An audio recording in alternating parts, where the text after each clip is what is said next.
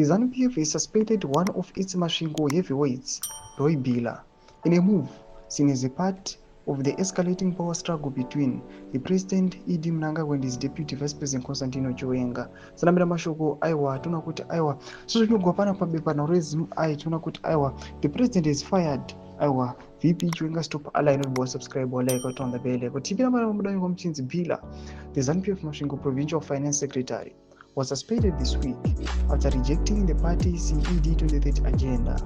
His dissent became public when he criticized fellow party members for grabbing land during a Kirezi council meeting, aligning himself with the growing discontent of the province.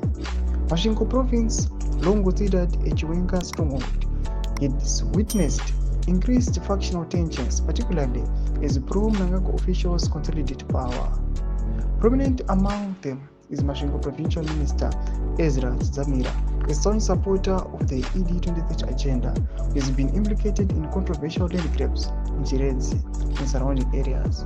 Bila's opposition to these practices has set him apart from the faction allied with Mnangagwa. In the last election, Bila had previously campaigned for Mnangagwa, which made his suspension a significant blow to the presidency claims of unity within the ZANU-PF.